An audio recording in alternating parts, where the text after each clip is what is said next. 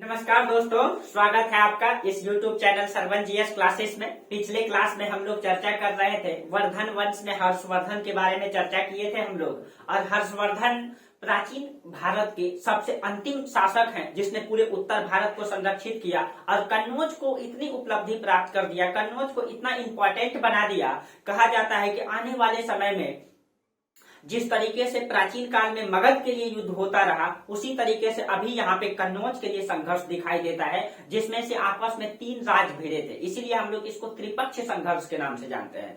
तो जो उपलब्धि मौर्य वंश में मगध का दिखाई दिया था, हर्यक वंश, शिशुनाग वंश, नंद वंश, मौर्य वंश, गुप्त वंश, ये जितने भी राजवंश आए मगध से सत्ता को संचालित किया, क्योंकि वो जानते थे कि मगध को जो जीतेगा वो पूरे उत्तर भारत को संरक्षित करेगा, वो दक्षिण भारत में भी अभियान चलाएगा। यानी मगध का जीतने का मतलब हो गया, मगध को जीतने का ये मतलब हो गया कि वो भारत का शासक बनेंगे। वही उपलब्धि कहा जाता है कि हर्षवर्धन ने कन्नौज को दे दिया था और उसके कारण से कन्नौज के लिए युद्ध होता रहा, क्योंकि हर शासक ये चाहता था कि कन्नौज पे जब आक्रमण करेंगे, कन्नौज पर जब अपना अधिकार करेंगे तो कन्नौज के कारण से क्या हो जाएगा, मेरी उपलब्धि हो जाएगी और पूरे उत्तर भारत का शासक बन जाएंगे, जिस तरीके से हर्षवर्धन ने किया था। ठीक है, चलिए तो हम लोग यहाँ पे देखेंगे हर्षवर्धन किस तरीके से कन्नौज को जो उपलब्धि दिया है। ठीक है, और उसके लिए जो त्रिपक्षीय संघर्ष हुआ है, त्रिपक्षीय संघर्ष किसके लिए हुआ दोस्तों, कन्नौज के लिए हुआ। ठीक है, और कन्नौज का इंपॉर्टेंस बहुत दृष्टि से है। ये जो कन्नौज है ये कहीं पे गंगा और यमुना के बीच में पड़ता है। कन्नौज उत्तर प्रदेश में पड़ता है और जो बेहद ही उपजाऊ क्षेत्र है। और आपको इतिहास उल्टा करके देखिए, जितना भी युद्ध हुआ है वो उपजाऊ क्षेत्र में ही हुआ है, क्योंकि वो उपजाऊ क्षेत्र जो है आर्थिक दृष्टि से बहुत महत्वपूर्ण हो जाता था न। और जितने भी विश्व का पूरा इतिहास उल्टा करके अगर आप देखिए तो जितने भी प्राचीन सभ्यता का उद्भव हुआ है वो नदी घाटियों में हुआ है, क्योंकि वो उपजाऊ क्षेत्र है और मनुष्य को सबसे आसान सुविधा उपजाऊ क्षेत्र में पानी मिल जाता है। वहां पे उपज के लिए नहर की सुविधाएं हो जाती है, सिंचाई की व्यवस्था हो जाती है, फसल उगाया जा सकता है, पानी पीने के लिए हो जाता है, आवास भी हो जाता है। इन सभी सुविधाओं को देखते हुए मनुष्य ने जो अपना आवास शुरुआती चरण में बनाया था वो गुफाओं में, नदी किनारे, और प्राचीन काल में इसका अवशेष भी मिलता है। आप लोगों को पाषाण काल में इसका चर्चा भी किए थे। ठीक है, तो कहीं कहीं यहाँ जो कन्नौज के लिए जो उपलब्धि है, एक तो आर्थिक दृष्टि से बहुत महत्वपूर्ण है और कई दृष्टि से महत्वपूर्ण है। प्लस में जो हर्षवर्धन ने जो अभी इनकी उपलब्धि को दर्शाया है, उसके लिए हर राजवंशों ने मतलब आपस में संघर्ष किया। तो देखिए ये त्रिपक्षीय संघर्ष हुआ, ये कन्नौज के लिए हुआ है। ठीक है, कन्नौज, और कन्नौज उत्तर प्रदेश में पड़ता है आपका। ठीक है, कन्नौज, इसको कान्यकुब्ज भी कहा जाता है, कान्यकुब्ज, कान्यकुब्ज कहा जाता है। और ये जो त्रिपक्षीय संघर्ष हुआ ये तीन राजवंशों के बीच हुआ। ठीक है, तीन राजवंश, एक तो हो जाएगा आपका प्रतिहार वंश, प्रतिहार वंश, दक्षिण में आपका राष्ट्रकूट वंश, अभी सबका राजनीतिक कंडीशन समझ लेते हैं, राष्ट्रकूट वंश, और आपका पूरब में बंगाल में पाल वंश। ये तीन राजवंशों के लिए जो है हुआ। ठीक है, अगर हम राजनीतिक कंडीशन को अगर देखें, ये तीन राजवंशों ने, ठीक है, कन्नौज के लिए जो आपस में संघर्ष किया, इसी को हम लोग त्रिपक्षीय संघर्ष के नाम से जानते हैं। ठीक है, देखिए त्रिपक्षीय संघर्ष कन्नौज के लिए जो हुआ, ये कन्नौज इस समय राजधानी है। ठीक है, कन्नौज, और ये मगध की तरह इतिहासकार, एक इतिहासकार है तारानाथ, ठीक है, वो कहते हैं, इतिहासकार तारानाथ कहते हैं कि एक समय जो उपलब्धि मगध का था, जो महत्व मगध का था, ठीक है, वर्तमान समय में कन्नौज का महत्व वही है। इसलिए कन्नौज के लिए सभी शासक आपस में संघर्ष किए। देखिए कहा जाता है जब हर्षवर्धन की मृत्यु हुई तो पता है आप लोगों को कि हर्षवर्धन ने पूरे लगभग उत्तर भारत को जीता। ये आपका नर्मदा नदी घाटी है। ठीक है, इसके ऊपर में आपका विंध्याचल पर्वत है, इसमें विंध्याचल पर्वत में आपका हो जाता है मालवा का पठार, भांडेर, कैमूर का पठार, पहाड़। ठीक है, ये सब मिला करके दक्षिण में आपका सतपुरा है। ठीक है, सतपुरा में आपका आ जाता है सतपुरा, महादेव, मैकालय की पहाड़ी, ये सब मिला करके सतपुरा कहलाता है। और इस बीच में पड़ता है आपका नर्मदा नदी, जो कि आपका खंभात के खाड़ी में गिरती है। ठीक है, यही आपका प्राकृतिक रूप से सीमा है। ठीक है, भौतिक रूप से सीमा है उत्तर और दक्षिण भारत का। यहाँ से ऊपर होता है उत्तर भारत, यहाँ से नीचे दक्षिण भारत माना जाता है। ठीक है, तो देखिए, और कहीं पे हर्षवर्धन ने ये पूरे उत्तर भारत को जीता और उत्तर भारत को जीत करके उसने कन्नौज को राजधानी बनाया। ठीक है, जब हर्षवर्धन की मृत्यु हुई तो उसके बाद कहा जाता है कि बंगाल में उस समय पाल वंश था। ठीक है, सॉरी पाल वंश नहीं, उस समय गौड़ वंश था। गौड़ वंश को जो है कि कन्नौज, मतलब सॉरी यहाँ पे हम लिख देते हैं। देखिए यहाँ पे आपका गौड़ वंश का शासक कौन था, शशांक था। ठीक है। और शशांक को कहीं कहीं हर्षवर्धन पराजित किया था। देखिए हर्षवर्धन दोस्तों पराजित तो किया था और बंगाल को उसने जीता, लेकिन कहा जाता है कि बंगाल को उसने उतनी आर्थिक कंडीशन को, उसकी अर्थव्यवस्था को मजबूत नहीं बना पाया बंगाल का। क्यों? क्योंकि कन्नौज से बंगाल दूर पड़ता है। और आप इतिहास उल्टा करके देखिए, चाहे मध्यकालीन इतिहास देखिए या प्राचीन इतिहास देखिए, और मध्यकालीन इतिहास में तो और दिखाई देता है, जो क्षेत्र राजधानी से दूर होता था वो क्षेत्र में सामान्यतः विद्रोह दिखाई देता है। आप देखिए बलबन के समय जो है, जब यहाँ पे बुगरा खां ने विद्रोह किया था, ठीक है, तो बलबन वहां पे क्या किया था, बुगरा खां का मतलब कहा जाता है कि सरेआम उसके मार्केट में उसका शरीर से मांस निकाल करके उसके शरीर में भूसा भरवा दिया था। क्यों? क्योंकि बार बार मतलब बंगाल में विद्रोह होता था और इस चीज से परेशान था सभी शासक। तो हर समय बंगाल में विद्रोह दिखाई देगा, हर समय दिखाई देगा, क्योंकि वो राजधानी क्षेत्र, जब दिल्ली राजधानी होता था बंगाल में विद्रोह होता था। क्यों? क्योंकि उस समय परिवहन व्यवस्था उतनी मजबूत नहीं थी कि आज विद्रोह हुआ कल हेलीकॉप्टर लेके पहुंच गए, ऐसा तो था नहीं। घोड़ा से जाना होता था, रथ लेकर के जाना होता था, 4 से 6 महीना लगता था, तब तक वहां राजा विद्रोह करके साम्राज्य बसा लेता था। इसलिए राजधानी क्षेत्र से जितना भी क्षेत्र दूर होता था तो वो क्षेत्र जो है विद्रोही क्षेत्र हो जाता था, वो क्षेत्र स्वतंत्रता की घोषणा कर देता था। और इतिहास में आपको ये बार बार दिखाई देती है, ठीक है। तो कहा जाता है कि हर्षवर्धन ने गौड़ नरेश का क्षेत्र को तो जीता, लेकिन उसका मतलब राजनीतिक कंडीशन को वो मजबूत नहीं कर पाया। और इसके कारण से क्या हुआ, ये क्षेत्र हमेशा विद्रोही प्रवृत्ति का रहा। और वहां पे कहा जाता है शोषण अधिक, वहां पे एक नीति चल गया था, उसको कहते हैं मत्स्य न्याय पद्धति यहाँ चलने लगा था। जब हर्षवर्धन की मृत्यु हुई, गौड़ नरेश शशांक को पराजित करके हर्ष ने तो जीता, लेकिन हर्ष की मृत्यु के बाद ये हर्ष के समय भी ये स्थिति यहाँ पे ठीक नहीं रहा। हर्ष के समय भी यहाँ पे एक नीति चलता था, उसको कहा जाता है मत्स्य न्याय की नीति। मत्स्य न्याय का मतलब क्या होता है? मत्स्य न्याय, मत्स्य न्याय का मतलब होता है कुलीन वर्गों के द्वारा गरीब वर्गों का शोषण करना। और ये हमेशा, आज भी ये सिस्टम है दोस्तों, ऐसा नहीं कहा हमारा समाज जो है गणतंत्र है, स्वतंत्र है, लेकिन ऐसा नहीं है। आज भी ऐसा दिखाई देता है कि अपर लोग नीचे पे शोषण करते हैं। और यहाँ पे भी है, यहाँ मत्स्य न्याय सिस्टम यानी कि गरीबों का शोषण करता था कुलीन वर्ग के लोग, क्योंकि यहाँ पे हर्षवर्धन अच्छी तरीके से राजनीतिक कंडीशन को मजबूती तरीके से पकड़ नहीं बना पाए थे, और इसीलिए यहाँ मत्स्य न्याय चलता था। यहाँ गरीब जनता परेशान था, और कहा जाता है गरीब जनता परेशान था इसी कारण से, ठीक है, यहाँ के जनताओं ने, वहां के लोगों ने, वहां का एक कुलीन परिवार के एक सदस्य था, उनका नाम था गोपाल। गोपाल को जो है यहाँ का शासक चुना, गोपाल को यहाँ का शासक चुना। कहीं कहीं ये जो है गणतंत्रात्मक पद्धति यहाँ दिखाई देती है कि जनता के द्वारा गोपाल को चुना गया। और यही चीजें आपको गुप्त काल में श्रीगुप्त के साथ हुआ था, श्रीगुप्त को भी जनता ने चुना था, गणतंत्रात्मक पद्धति। और आप लोग कमेंट करके ये बताइएगा कि भारत में सबसे पहला गणतंत्र राज्य कौन सा था? बिहार में था, वो भी हम इंडिकेट कर देते हैं आप लोगों को, ठीक है। पूरी दुनिया में बिहार है, बिहार में कौन जगह है आप लोग कमेंट कीजिएगा जरूर। देखिए ये गोपाल को यहाँ का शासक चुना, यही गोपाल ने यहाँ पे पाल वंश की नींव डाला। तो ये हो जाएगा, ये आपका बंगाल का क्षेत्र में क्या हो जाएगा, यहाँ पाल वंश, ठीक है, यहाँ पे आपका पाल वंश आ जाएगा। देखिए ये जो आपका राजस्थान का राजपूताना क्षेत्र है, इस क्षेत्रों में यहाँ पे गुर्जर प्रतिहार वंश था, जो हर्ष की मृत्यु के बाद ये स्वतंत्र सत्ता की नींव डाल दिया, ठीक है। गुर्जर प्रतिहार वंश, यहाँ पे आपका गुर्जर प्रतिहार। ये जो आपका दक्षिण में है, यहाँ पे आपका राष्ट्रकूट वंश, यहाँ आपका राष्ट्रकूट वंश, ठीक है, यह स्थिति हो जाता है। यहाँ देखिए ये जम्मू कश्मीर में यहाँ 3 वंश आ जाता है। यहाँ पे आपका कारकोट वंश, कारकोट वंश, लोहार वंश और उत्पल वंश, उत्पल वंश, ये 3 वंश यहाँ आ जाते हैं जम्मू कश्मीर में। देखिए ये जो कन्नौज है, कन्नौज पे यहाँ पे 2 शासक आ जाते हैं। हर्ष की मृत्यु के बाद इंद्रायुध और चक्रायुध, ये 2 भाई थे, इंद्रायुध और एक थे चक्रायुध, चक्रायुध। ये कहा जाता है कि इंद्रायुध इंद्र भगवान के उपासक थे और चक्रायुध विष्णु भगवान के, ठीक है, ये दोनों उपासक थे। और ये दोनों आपस में, ये दोनों भाई आपस में गद्दी के लिए लड़ रहे थे, और इसी का फायदा उठाएंगे ये राष्ट्रकूट शासक और ये गुर्जर प्रतिहार, ठीक है, और ये पाल शासक, ठीक है। तो कहते हैं ना कि जब जब घर फूटेगा पड़ोसी आके लूटेगा, तो यहाँ पे यही स्थिति दिखाई देती है। लेकिन आप भी इतना मजबूत हो जाइए दोस्तों, ठीक है, कि पड़ोसियों को मौका ही कभी मत दीजिए, ठीक है। संसार इसी तरीके से चलता है, ठीक है। चलिए, तो कहा जाता है कि गुर्जर प्रतिहार, राष्ट्रकूट और पाल वंश में इसकी संघर्ष दिखाई देता है, ठीक है। देखिए तो कहा जाता है कि ये दोनों भाई अगर आपस में नहीं लड़ता, ठीक है, तो शायद इन तीनों ने मिलकर के फायदा नहीं उठाता, ठीक है।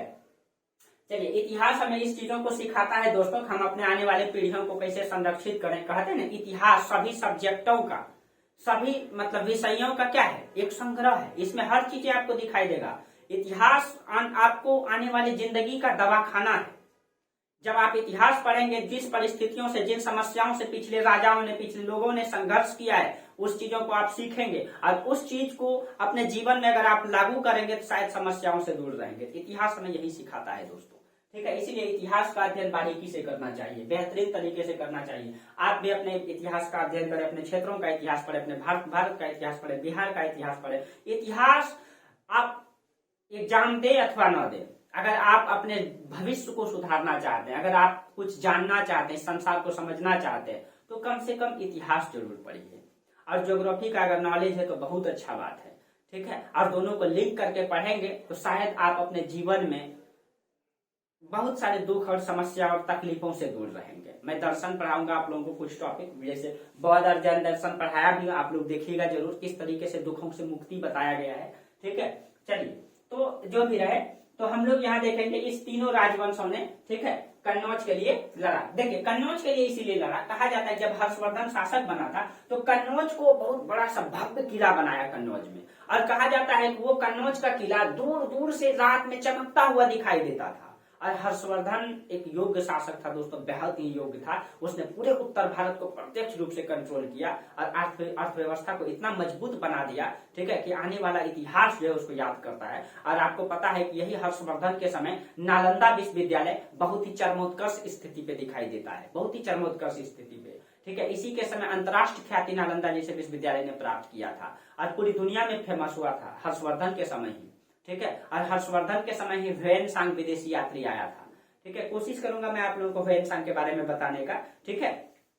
तो अब तो हम लोग जो है कि जल्द ही मिडिएवल हिस्ट्री में क्रॉस कर जाएंगे। हम लोग 500-600 का इतिहास में आ गए, 7वीं सदी में आ गए। इसी समय इस्लाम धर्म का उत्पत्ति भी हुआ है। तो आप लोगों को कोशिश करेंगे कि आज हम पढ़ा देते हैं त्रिपक्षीय संघर्ष, उसके बाद गुर्जर प्रतिहार वंश और पाल वंश एक दिन में पढ़ा देंगे, राजपूत वंश एक दिन पढ़ा देंगे। ये खत्म होने के बाद इस्लाम धर्म का उत्पत्ति पढ़ाएंगे और बहुत ही बेहतरीन पढ़ाएंगे आप लोगों को, ठीक है, ताकि आप ये जान पाए कि किसी भी धर्म का मूल उद्देश्य क्या है, धर्म का हर धर्म क्या कहता है, उनका उद्देश्य क्या है, उनकी उत्पत्ति कैसे हुआ, हमारा धर्म उससे लिंक कैसे है, इन सब चीजों को जोड़ के बताएंगे, ठीक है। चलिए, तो हाँ, अब देखिए, तो हम आपको बताए पाल वंश के बारे में। देखिए, थोड़ा सा गुर्जर प्रतिहार वंश के बारे में हम लोग देख लेते हैं, अलग से भी इसका इतिहास पढ़ेंगे। कहा जाता है गुर्जर प्रतिहार वंश ये अपने आप को लक्ष्मण का वंशज मानते थे, ठीक है, क्योंकि लक्ष्मण जो है द्वारपाल की भूमिका निभाए थे, मतलब अपनी माता, अपने मतलब भाभी सीता माता का, ठीक है। तो ये भी अपने आप को गुर्जर प्रतिहार का मतलब होता है द्वारपाल, इसीलिए ये अपने आप को लक्ष्मण का वंशज मानते थे। और इसका इतिहास 5वीं सदी से दिखाई देता है गुर्जर प्रतिहार का, ठीक है। और यहाँ का पहले यहाँ का राजा दत्त थे, ठीक है, जो सामंत थे, राष्ट्रकूट का सामंत थे, ठीक है। और इसका अभिलेख में मतलब पुलकेशिन द्वीप के अभिलेख में भी इसका प्रमाण मिलता है, एहोल अभिलेख में, ठीक है। तो गुर्जर प्रतिहार का प्रमाण, ये पहले गुर्जर प्रतिहार सामंत हुआ करते थे, सामंत, ठीक है, किसका, तो पुलकेशिन द्वीप का, इसीलिए पुलकेशिन द्वीप के अभिलेख में, तो कौन सा अभिलेख, एहोल अभिलेख में इसका प्रमाण मिलता है। प्लस में हर्षवर्धन का जो हर्ष चरित्र है उसमें भी इसका प्रमाण मिलता है, हर्ष चरित्र में इसका प्रमाण मिलता है गुर्जर प्रतिहार का, ठीक है। ह्वेनसांग इस समय विदेशी यात्री आया था, उसमें भी चर्चा मिलता है इसमें, ह्वेनसांग, ठीक है। और इसका इतिहास का प्रारंभ कब से हुआ, तो 5वीं सदी से इसका दिखाई देता है, ठीक है, 5वीं सदी से। और ये अपने आप को लक्ष्मण का वंशज बताते हैं। देखिए, अब देखिए, उस समय जो राजनीतिक स्थिति ऐसी थी, त्रिपक्षीय संघर्ष जो दिखाई देता है इसमें 6 चरण में दिखाई देता है, ठीक है। देखिए, ये राष्ट्रकूट है जो दक्षिण में है। देखिए, ये हुआ ये था दोस्तों कि जैसे यहाँ मतलब हर्षवर्धन की मृत्यु हुई तो ये अपने आप को स्वतंत्रता की घोषणा कर दिया और ये चाहते थे, और जो भी व्यक्ति अभी यहाँ कन्नौज पे मतलब की अधिकार करेगा वही पूरे उत्तर भारत का स्वामी हो जाएगा। इसीलिए ये तो ठीक है, ये कर रहा है, ठीक है। पाल वंश पे दोनों का नजदीक, यानी इससे इतना दूरी जितना यहाँ है, यहाँ से उतना दूरी ये है, ठीक है। इसलिए कन्नौज को हर कोई चाहता था, और कन्नौज का जो शासक था इंद्रायुध और चक्रायुध, ये दोनों आपस में लड़ रहा था, ठीक है। और ये जो राष्ट्रकूट शासक है, ये राष्ट्रकूट शासक इसीलिए आक्रमण करता था ताकि ये अपनी उपलब्धि को दर्शा पाए। इसका कोई मायने नहीं था, इसका तो मायने था सिर्फ मालवा को लेकर के, लेकिन ये अपनी उपलब्धि को दिखाने के लिए, अपने आप को श्रेष्ठता साबित करने के लिए, श्रेष्ठ साबित करने सिर्फ आक्रमण किया था, बाकी ये आक्रमण इसलिए नहीं किया था, ठीक है। और इधर आपका पल्लव वंश भी हो चुका था, जो आपको आगे पढ़ाएंगे ये सब के बारे में, ठीक है। लेकिन त्रिपक्षीय संघर्ष 6 संघर्ष मतलब जो संघर्ष है 6 चरणों में दिखाई देती है। देखिए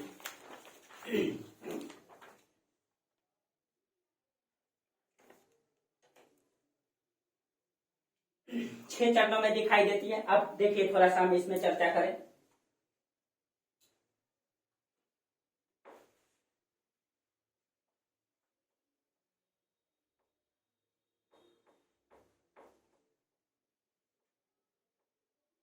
आप लोगों का जल्द ही दोस्तों कोशिश करेंगे, मीडियावल हिस्ट्री को थोड़ा सा खींचेंगे और बेहतरीन पढ़ाएंगे, ठीक है। एंशिएंट तो अब खत्म ही हो जाएगा, 2 4 5 क्लास है, खत्म हो जाएगा। फिर आप लोगों को मीडियावल स्टार्ट करेंगे और सोचते हैं आप लोगों का ज्योग्राफी भी करें। थोड़ा समय की पाबंदी है, ठीक है।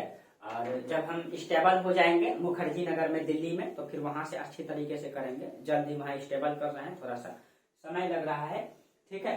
अगले महीना हो जाएगा तो फिर हम ज्योग्राफी भी आप लोगों का कोशिश करेंगे स्टार्ट करने का, ठीक है। और एक टाइम ज्योग्राफी पढ़ाएंगे और एक टाइम आप लोगों को हिस्ट्री पढ़ाएंगे, ताकि आप लोगों का बीपीएससी का सिलेबस ठीक तरीके से कवर हो पाए, ठीक है। और इसमें कोशिश करेंगे कि अधिक से अधिक मतलब नॉलेज आप लोगों को बेहतर से बेहतर दे पाए, ताकि आप आईएएस का भी एग्जाम दीजिए उसमें भी दिक्कत ना हो, ठीक है। और मेरा ज्योग्राफी ऑनर्स भी है और इतिहास में हमको बहुत अच्छा रुचि है, इसी कारण से हम इतिहास भी पढ़ाते हैं, ठीक है। पढ़ने में बहुत रुचि है, गहराई से थोड़ा सा प्रयास करते हैं, अध्ययन करें और आप लोगों को बताएं, ठीक है। अब ज्योग्राफी मेरा ऑनर्स है तो उसमें मेरा ग्रेजुएशन मेरा उसी से है, इसी कारण से उसमें और बेहतर प्रयास करेंगे। और एकदम बारीकी बारीक इंडिया का जब ज्योग्राफी आप लोगों को पढ़ाएंगे, वर्ल्ड और इंडिया दोनों पढ़ाएंगे, तो वर्ल्ड का कुछ टॉपिक भी दिए हैं, फिर वहीं से स्टार्ट करेंगे, ठीक है। फिर हम कोशिश करेंगे, आप लोग नोट्स जरूर बनाइएगा, जो जो मेरा क्लास देखते हैं एकदम कंटिन्यू देखते रहिए और उसका नोट्स जरूर बना लीजिए, ये जिंदगी भर के लिए आपका हो जाएगा, ठीक है। जो बेसिक चीजें हैं। चलिए अब देखिए सिर्फ उत्तर भारत का मैप बनाते हैं।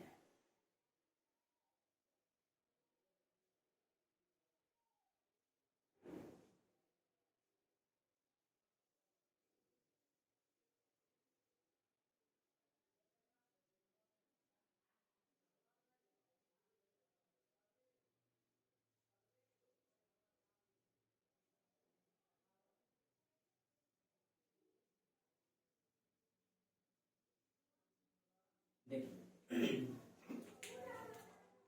ये आपका कन्नौज है, ये आपका गंगा नदी निकलती है उत्तराखंड के गंगोत्री से, ये आपका यमुना नदी है, और इसी के बीच में बहुत ही उपजाऊ क्षेत्र में आपका कन्नौज है, कन्नौज, ठीक है। ये आपका कन्नौज है और यहाँ पे 2 भाई आपस में लड़ रहा है, ठीक है। एक है आपका इंद्रायुध, इंद्रायुध, ठीक है, और एक है आपका चक्रायुध, चक्रायुध। देखिए और यहाँ पे आपका पाल शासक जो है वर्तमान में, जब पाल वंश पढ़ाएंगे तो बताएंगे, वर्तमान में जो है गोपाल के बाद यहाँ धर्मपाल आ चुका है, धर्मपाल आ चुका है, ठीक है। अब देखिए यहाँ पे आपका गुर्जर प्रतिहार वंश है, ठीक है। यहाँ पे आपका कौन है, प्रतिहार है, ठीक है। और प्रतिहार का इस समय शासक था वत्सराज, यहाँ का शासक है वत्सराज, ठीक है। और यहाँ पे आपका ये दक्षिण पड़ता है आपका ये वाला हिस्सा, ठीक है, राष्ट्रकूट, राष्ट्रकूट, ठीक है। ये जो राष्ट्रकूट शासक है इस समय वर्तमान में जो राष्ट्रकूट शासक है वो है ध्रुव, ठीक है। यहाँ का शासक है ध्रुव। अब देखिए अब इसको हम संघर्ष को स्टार्ट करते हैं, ठीक है।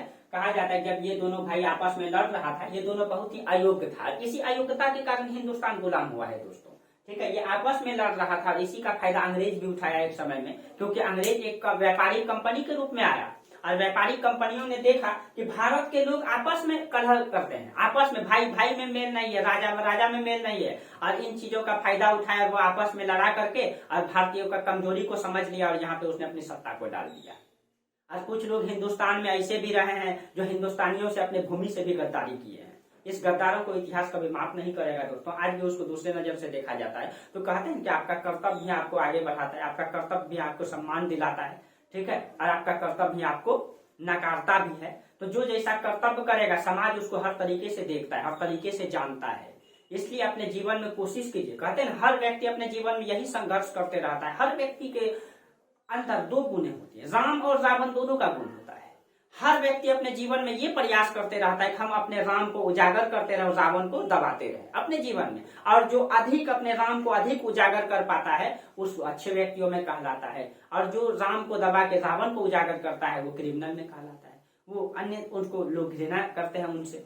ठीक है, तो हम लोग यही अपने जीवन में एक अच्छे व्यक्ति का यही कर्तव्य होता है कि हम अपने राम को उजागर करते रहें और रावण को दबाते रहें। हम लोगों का संघर्ष इसी क्रम में चलते रहता है, और जो अधिक से अधिक राम को उजागर कर पाता है वो संसार में अच्छी उपलब्धि प्राप्त करती है, अच्छे सम्मान प्राप्त कर पाता है। यही हमारा जीवन का संघर्ष है दोस्तों। कोई व्यक्ति अच्छा और बुरा नहीं होता है, हर व्यक्ति अच्छा और बुरा होता है। हर व्यक्ति के अंतर्गत अच्छाई और बुराई दोनों होता है। कोई व्यक्ति डायरेक्ट अच्छा और खराब नहीं हो सकता है। हर व्यक्ति कोई डायरेक्ट खराब नहीं हो सकता है, कोई डायरेक्ट बुरा नहीं हो सकता है। कोई व्यक्ति नेचर से बुरा हो और कुछ चीजें उसमें अच्छाई भी हो ना। जितने भी साइंटिस्ट रहे हैं उनका जो मतलब फ्यूचर्स रहा है, जो उनका शरीर देखेगा, बड़े बड़े दाढ़ी रखेंगे, कपड़ा नहीं धोएंगे, दूर से ही बदबू आएगा। क्यों? क्योंकि वो पढ़ने में लीन रहते, समय नहीं दे, तो आप तो उनसे दूर भाग जाएंगे। लेकिन जब उनसे बात करेंगे तो लगेगा इतना प्यारा से बात करेंगे आपसे, लगेगा कि उनसे गले लग जाए, तो उस मायने में अच्छे होते हैं। इसलिए संसार में कोई व्यक्ति डायरेक्ट बुरा और डायरेक्ट भला नहीं होता है दोस्तों। हर व्यक्ति के अंतर्गत दोनों गुण होता है। ठीक है, तो वही चीजें हैं। ठीक है, तो चलिए, तो देखिए यहाँ पे जो मतलब त्रिपक्षीय संघर्ष है, त्रिपक्षीय संघर्ष में कहा जाता है ये दोनों जब आपस में लड़ रहा था तो उसी में इसका जो शुरुआत करता है प्रथम चरण में, इसका शुरुआत गुर्जर प्रतिहार के शासक वत्सराज ने किया था। वत्सराज ने क्या किया? वत्सराज ने, ये जो शासक है गुर्जर प्रतिहार के शासक वत्सराज, इसने क्या किया? कन्नौज पे आक्रमण कर दिया और ये दोनों भाई आपस में लड़ रहा था। ठीक है, वत्सराज ने क्या किया? कन्नौज की कमजोरियों को देख करके इंद्रायुध को शासक बना दिया। इसने क्या किया? वत्सराज ने आक्रमण किया कन्नौज पर और इंद्रायुध को शासक बना दिया। इसको सपोर्ट करके चक्रायुध को पराजित कर दिया और इंद्रायुध को शासक बना दिया। और ये उसके बाद ये आगे बढ़ के कहा जाता है यहाँ धर्मपाल को भी पराजित कर दिया। ठीक है, यानी कि कन्नौज प्रथम चरण में देखिए, आप लोग इस तरीके से लिखिएगा, 6 चरण में ये चला है प्रथम चरण। ठीक है, प्रथम चरण में क्या हुआ? शुरुआत किसने किया? गुर्जर प्रतिहार के शासक वत्सराज ने क्या किया? कन्नौज पे आक्रमण करके इंद्रायुध का सपोर्ट कर दिया, चक्रायुध को पराजित करके और इंद्रायुध को शासक बना दिया। उसके बाद ये आगे बढ़ के जो है धर्मपाल को भी पराजित करके ये वापस आ गया। यानी कि अब जो है, यानी ये दोनों सिर्फ मोहरा बन जाएगा, ये दोनों आपस में लड़ेगा, मोहरा बन जाएगा और इसका फायदा ये तीनों उठाएगा, ये तीनों उठाएगा। ठीक है, और इसका कोई उपलब्धि नहीं रह जाएगा, कोई उपलब्धि नहीं रह जाएगा।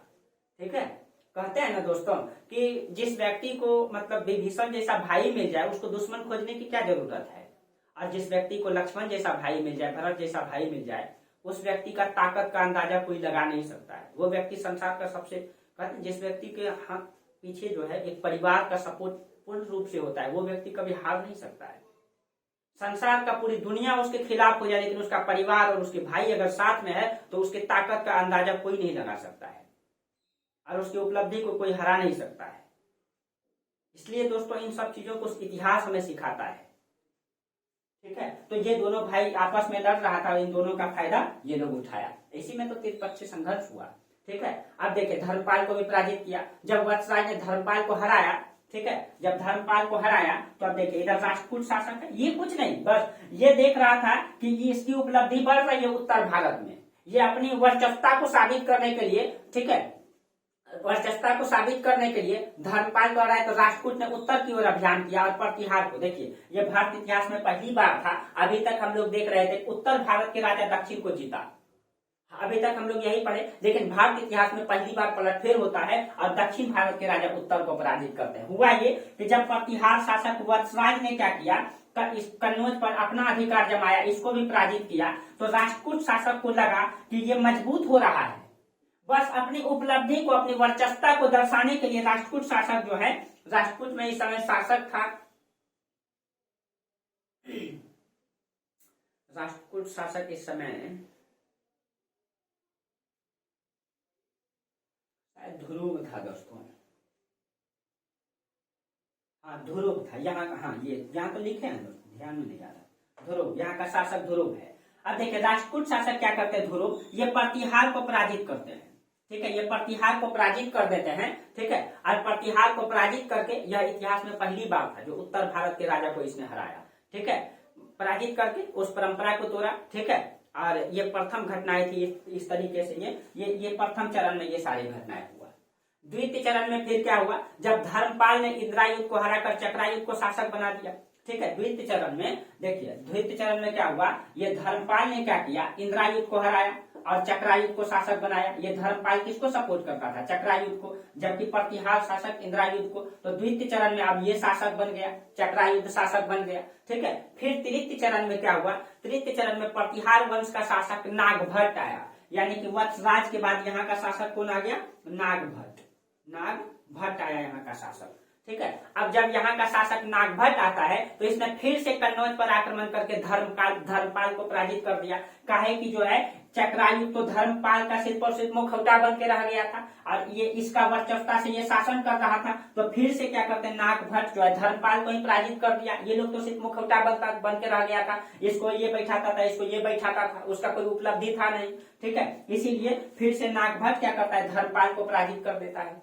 ठीक है, धर्मपाल को पराजित कर देता है। और राष्ट्रकूट वंश में ध्रुव के बाद इस समय गोविंद तृतीय शासक आया। यहाँ पे ध्रुव के बाद गोविंद तृतीय शासक बना। ठीक है, देखिए जहां समझ में नहीं आए 2 बार 3 बार वीडियो देखिएगा, कमेंट कीजिएगा, फिर से बता देंगे अगर समझ में नहीं आए तो। अब देखिए राष्ट्रकूट में ध्रुव के बाद गोविंद तृतीय शासक आया, फिर से इसने प्रतिहार को पराजित किया और धर्मपाल को भी इसने पराजित किया।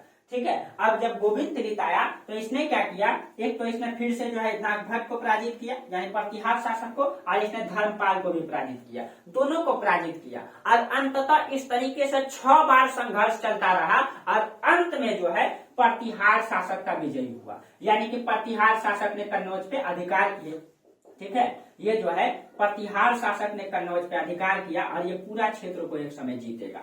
तो इसके बाद जो है हम लोग एक एक करके पाल वंश, प्रतिहार वंश, ठीक है, और राष्ट्रकूट वंश, इस तीनों वंश के बारे में हम लोग एक एक करके पढ़ेंगे। ठीक है, तो पहले हम लोग पाल वंश से ही स्टार्ट कर लेंगे। ठीक है, तो देखिए दोस्तों, अभी अगर हम पाल वंश स्टार्ट करते हैं, ठीक है, तो लंबा समय हो जाएगा और क्लास खत्म भी नहीं हो पाएगा और अधूरा पढ़ा करके ठीक नहीं, इसलिए ये वीडियो इतना ही रहने देते हैं। ठीक है, फिर हम ये सिर्फ और सिर्फ त्रिपक्षीय संघर्ष का ये वीडियो रहा। ठीक है, और फिर हम आगे जो है पाल वंश पढ़ाएंगे। ठीक है, और एक क्लास में कोशिश करेंगे पाल और प्रतिहार वंश को कवर करने का। ठीक, अब देखिए जहां आप लोगों को समझ में नहीं आए, दिक्कतें हो, कमेंट कीजिएगा। ठीक है, बाकी आज आप लोगों को नोट्स मिल जाएगा। ठीक है, और आप लोग नोट्स जरूर बनाइए। ठीक है, सबसे बड़ा चीज मैं बार बार बताता हूँ, हर वीडियो में ये बात बताता हूँ, तैयारी करने का एक ही उद्देश्य होना चाहिए आपका, सिर्फ और सिर्फ फोकस होना चाहिए आपका तो सिलेबस में। किसी भी चीज का आप कोई भी तैयारी करिए, चाहे आईएएस कीजिए, यूपीएससी कीजिए या बीपीएससी कीजिए या पीसीएस कीजिए, सबसे पहले उसका सिलेबस देखिए। जिस दिन आपको पूरा सिलेबस पता चल गया, सिलेबस दिमाग में आ गया, उस दिन आपका 50% तैयारी क्लियर। उसके बाद जब उसमें रियली तरीके से लग जाएंगे, सिलेबस को ठीक तरीके से, ये हिस्ट्री है, पॉलिटी है, ज्योग्राफी है, हिस्ट्री पढ़िए, मेरा क्लास कीजिए, उसका नोट्स बनाइए, उसको एक बुक में पढ़िए। ठीक है, नोट्स को रिवीजन कीजिए। इसी तरह ज्योग्राफी पढ़िए, पॉलिटी पढ़िए, ये 3 सब्जेक्ट तो बहुत ही इंपॉर्टेंट है। ठीक है, उसके बाद आपका सिलेक्शन कोई नहीं होगा। उसके बाद साइंस का कुछ टॉपिक हैं, कुछ मतलब वर्ल्ड हिस्ट्री का कुछ टॉपिक, कुछ बिहार में तो पढ़ना ही नहीं है वर्ल्ड हिस्ट्री। ठीक है, तो इस तरीके से अब तो आपका जो है कि मेंस पेपर में निबंध आ गया है, तो निबंध का कुछ टॉपिक है, क्लियर कर लेंगे। ठीक है, तैयारी को आप लोग देखिए, तैयारी हर कोई करता है लेकिन तरीका से नहीं करता है। कठोर मेहनत जरूरी नहीं है, स्मार्ट मेहनत जरूरी है। ठीक है, नहीं तो मेहनत तो हर कोई करता है। सबसे ज्यादा मेहनत तो दोस्तों मजदूर और किसान करते हैं, लेकिन सबसे कम कमाते हैं। सबसे अधिक मतलब कि मेहनत करने के बावजूद भी कम कमाते हैं, लेकिन कोई ऐसे स्मार्ट वर्क करते हैं जो सबसे कम कमाते हैं। इंजीनियर सिर्फ आते हैं, नक्शा तैयार कर दिए, करोड़ों लेके चल गए। एक वहां के लेबर और मिस्त्री रात दिन काम करते हैं तो 200-400 रुपया कमाते हैं। तो ये इसीलिए कहते स्मार्ट वर्क कीजिए, हार्ड वर्क नहीं। स्मार्ट वर्क ही जिताएगा आपको। हार्ड वर्क करके आप कितना कर पाएंगे।